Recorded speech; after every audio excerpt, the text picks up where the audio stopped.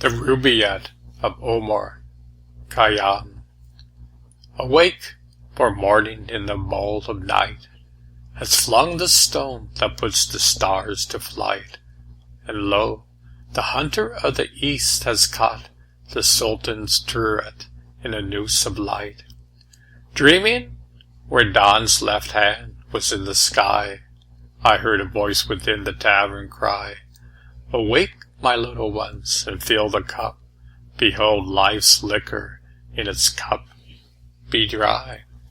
And as the cock crew, those who stood before the tavern shouted, "Open then the door, you know how little while we have to stay, and once departed may return no more." Now the new year, reviving all desires, the thoughtful soul to solitude retires, where the white hand of Moses on the bow puts out, and Jesus from the ground suspires. Iran indeed is gone with all its rose, and Jamshed's severing cup where no one knows, but still the vine her ancient ruby yields, and still a garden by the water blows. And David's lips are locked, but in divine, high-piping Pilevi, with wine, wine, wine, red wine, the nightingale cries to the rose, that yellow cheek of hers to Incarnadine. Come fill the cup, in the fires of spring, the winter garment of repentance fling. The birds of time has but a little way to fly, and lo, the bird is on the wing. Whether at Naspera or Babylon, whether the cup was sweet or bitter run, the wine of life keeps oozing drop by drop, the leaves of life keep falling one by one. Morning, 1,000 roses bring you, you say. Yes, but where leaves the rose of yesterday? And his first summer month that brings the rose shall take Jasmine and Kapalabad away. But come with old Khayyam and leave the lot. O Kalubad, a Kalusu forgot. Let Rostan lay about him as he will, or Hatem tie, cry supper, heed them not. With me dancing along the strip of herbage strown that just divides the desert from the sown, where name of slave and sultan is for God, and peace is Mahud on his golden throne. A book of verses underneath the bough, a jug of wine, a loaf of bread, and thou. Besides singing in the wilderness, O wilderness, where paradise now. Some for the glories of this world, and some sigh for the prophet's paradise to come. Ah, take the cash, and let the promise go, nor heed the rumble of a distant drum. Were it not folly, spider-like to spin the thread of present life away to win? What for ourselves, who know if we shall breathe out the very breath we now breathe in? Look to the roses that blow about us low. Laughing, she says, into the world I blow. And once the silken tassel of my purse tear, and its treasure on the garden throw. The worldly hope men set their hearts upon turn ashes, or its prospers and anon, like snow upon the desert's dusty face, lighting a little hour or two is gone. And those who husband the golden grain, and those who flung it to the winds like rain, alike to no such aerate earth are turned, as buried once, man want dig up again. Think in this battered caravanserai, whose doorways are alternate night and day, how sultan after sultan with his pomp abode his hour or two, and went his way. They say the lion and the lizard keep the courts, while Jamsman gloried and drank deep, and Balaam, that great hunter, the wild ass, stampers o'er his head, but cannot break his sleep. I sometimes think that never blows so red the rose as where some buried Caesar bled, that every hyacinth the garden wears drops in its lap on one's lovely head. And this delightful herb, whose tender green fledges the river's lip on which we lean, I'll lean upon it lightly, for who knows from one's lovely lip it springs unseen. Ah, my beloved, fill the cup that clears today of past regrets and future fears. Tomorrow, why tomorrow? I may be myself with yesterday's 7,000 years. Lo, some we loved, the loveliest and best, that time and fate of all their vintage present, having drunk their cup a round or two before, and one by one crept silently to rest. And we that now make merry in the room they left in summer dresses in new bloom, ourselves must be beneath the couch of earth, descend ourselves to make a couch. For whom? Ah, make the most of what we may spend, before we too in the dust descend, dust into dust, and under dust to lie, sans wine, sans song, sans singer, and sans end. A lie for those who for today prepare, and those that for some tomorrow stare.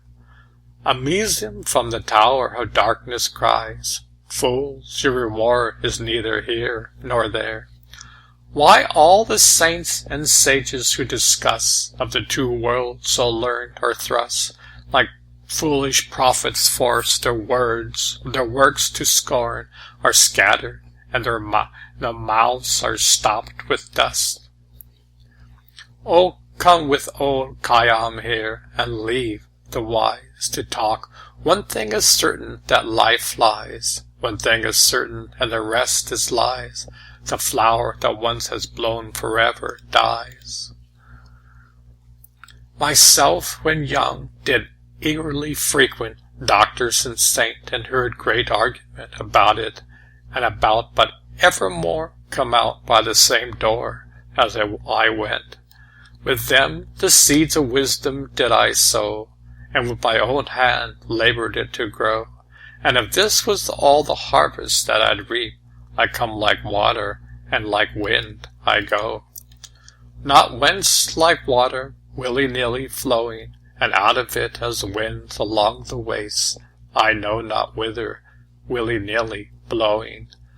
Up from earth's center to the seventh gate I rose, and on the throne of Satan sate, and many knots unraveled by the road, but not the master knot of human fate.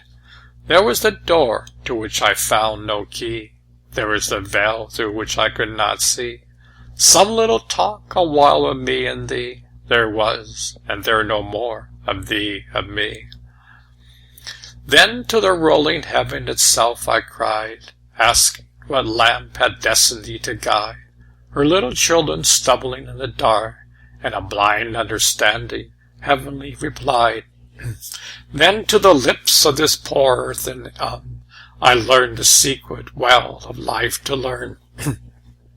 And lip to lip him murmurs, while you live, drink, for once dead, you never shall return. I think the vessel that with fugitive articulation answered, once did live, and merry make, and the cold-lipped eye kissed it.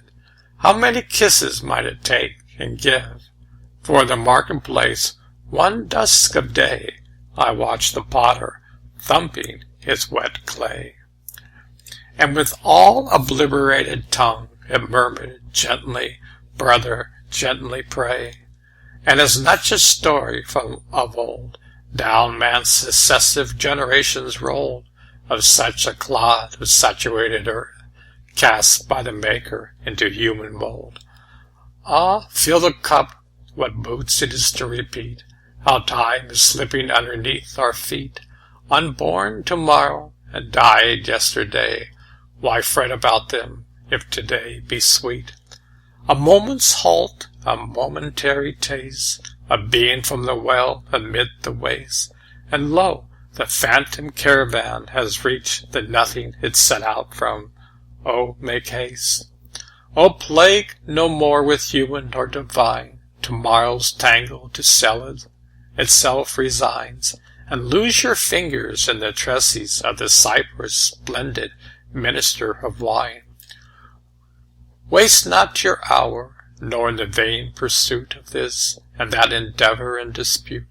Better be merry with the fruitful grape than saddened after none or bitter fruit. You know, my friends, with what a brave carouse I made a second marriage in my house, divorced old barren reason from my bed, and took the daughter of the vine to spouse. And lately, by the tavern door a gap, came stealing through the dusk an angel shape, bearing a vessel on his shoulder, and he bid me to taste of it, and it was the grape that can, with knowledge absolute, the 72 jarring sex confute, the subtle alchemists that in the trice life-laden metal into gold transmute. Why be this juice the growth of God, who dare blaspheme the tested tendril as snare? A blessing we should use, should we not? And if a curse, why then, who sent it there? But leave the wise to wrangle, and with me the quarrel of the universe let be, and in some corner of the hudwood couch make game on that which makes as much as thee. For in and out, above, about, below, 'tis nothing but our magic shadow show, playing in a box whose candles is the sun, round which we phantom figures come and go. Strange, is it not, that the myriads who before us passed the door of darkness through, not one returns to tell us of the road which is discover we must travel to. The revelations that devote and learn, who rose before us in his prophet burn, are all but stories which awoke from sleep. They told their fellows, and to sleep returneth. Why, if the soul can fling the dust aside, and naked on the air of heaven ride, isn't a shame for him so long in this clay suburb to abide? But that is but a tent, wherein may rest a sultan to the reality of death's address. The sultan rise, and the dark flash strikes, and prepares it for another guest. I sent my soul through the invisible some letter of that afterlife to spell, and after many days my soul returned, and said, Behold, myself am heavy and hell. Heaven but the vision of fulfilled desire, and hell the shadow of a soul on fire, cast on the darkness in which ourselves so late emerged from, shall soon expire. While the rose blows along the river brink with old Khayyam and ruby vintage drink, and when the angels with his darker dot draws up to thee, take that and do not shrink. And fear not existence, closing your account, should lose or know the type no more. The eternal sod from the bowl has poured millions of bubbles like us, and will pour, when you and I behind the veil are past. Oh, but the long, long while the world should last, which of our coming into partner heeds, as much as oceans of pebble cast. 'Tis all a chicane board of nights and days, where destiny with men for pieces play, hither and thither moves and mates and slays, and one by one black in the closet lays. The ball, no question, makes of A's and No's, but right or left, as strikes the player goes, and he that tosses thee down into the field, he knows all about it all, he knows. The moving fingers writes, and having writ, moves on, not with all thy petty nor wilt. shall lure it back to cancel half a line. Not all thy tears wash out a word of it. For let philosopher and doctor preach of what they will and what they will not. Each is but one link's in eternal chain, that none can slip nor break nor overreach. And that invetted bowl we call the sky, where under crawling coop we live and die, lift not thy hands to it for help, for it rolls impotently on as thou or it. When earth's first clay they did the last man knead, and then of the last harvest sowed the seed. Yea, the first morning a creation wrote, whereas the last dawn of reckoning shall reach. Yesterday this day's madness did prepare, tomorrow's silence, triumph, or despair. Drink, for you know not whence you came, nor why. Drink, for you know not why you go, nor where. I tell you this, when staring from the goal, over the shoulders of the flaming foal, of heaven, Parvin, and Mastari they flung, in my destined plart, of dust and soul. The vine has struck a fibre, which about it clings my being, let the dirge flout. Of my base mental may be filled a key, that shall unlock the door he howls without. And this I know, whether the one true light, kindled to love or wrath, consume me quite, one glimpse of it within the tavern caught, better than in the temple lost outright. What, out of senseless, nothing to provoke, a conscious something to resent the yoke of unpermitted pleasure under pain of everlasting penalties it broke. What from this helpless creature be repaid? Pure gold for what he lent us, dross allied. Sue for a debt we never did contract, and cannot answer. Oh, the sorry trade! Nay, but for the terror of his wrathful face, I swear I will not in justice grace not one good fellow of the tavern, but would soon kick so poor a coward from the place. O thou, who dost with pitfall and with grin beset the road I will wander in, thou wilt not with predestined evil round enmesh me, impute my fall to sin. O thou, who man of baser earth dost make, and who with Eden doesn't devise the snake, for all the scene wherewith the face of man is blackened, man's forgiveness gives and take. Listen again, one evening at the close of Ramazan, ere the better moon arose, in that old potter's shop I stood alone, with the day population round in rows. And strangely to tell, among the earthen lot, some could articulate, while others not. And suddenly one impatient cried, "Who's the potter, pray, and who the pot?" Then said another, surely not in pain, "My substance from the common earth was taken, that he who soundly wrought me into shape should stamp me back to common earth again." Another said, "Why never a peevish boy would break the bowl from which he drank in joy? Shall he that made the vessel in pure love, and fancy in after rage destroy?" None answered this, but after silence spake, "A vessel of a more ungainly make." They sneer at me for learning all awry. Why did the hand then of the potter shake?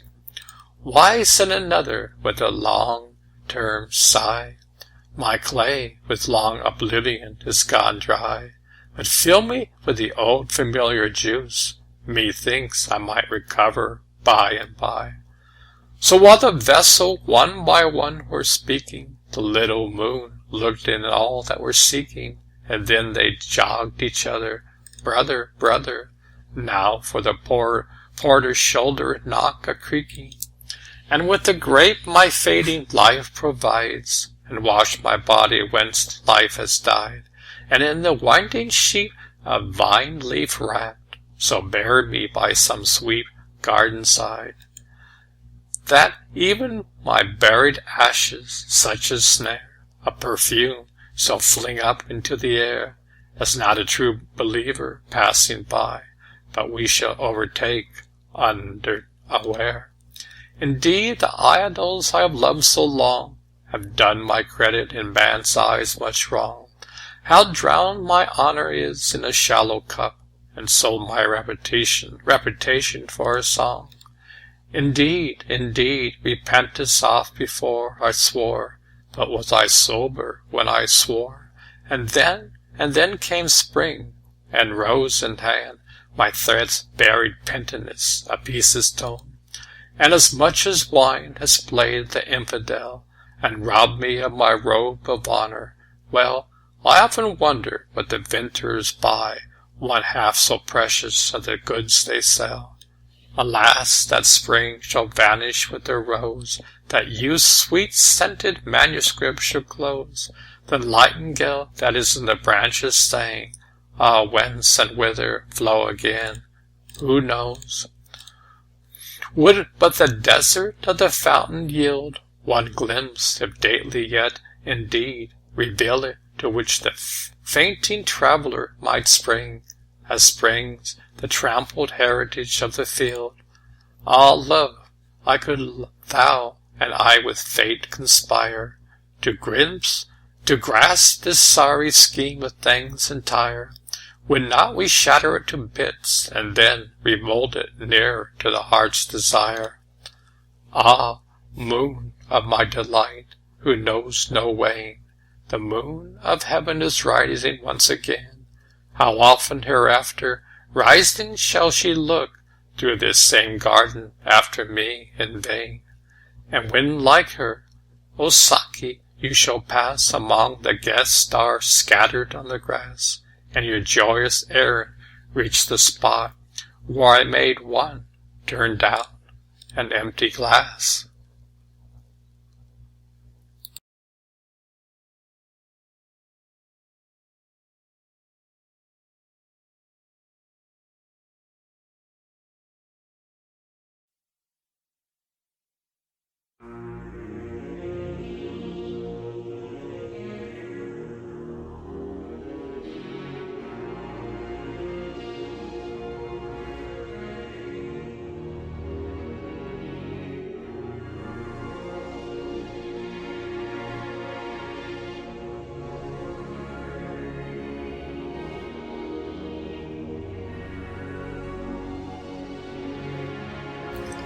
Come fill the cup, come fill the cup, in the fire of spring, your winter garment of repentance fling.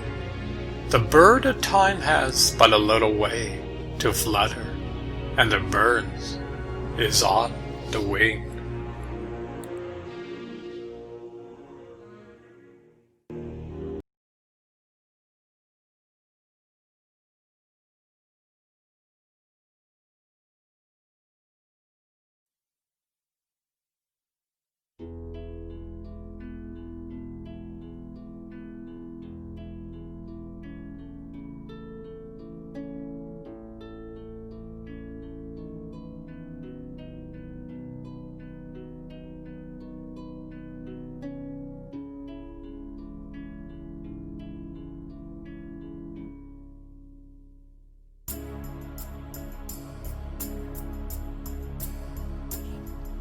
For some we love the loveliest and the best, that from his vintage rolling time hath pressed, have drunk the cup a round or two before, and one by one crept silently to rest.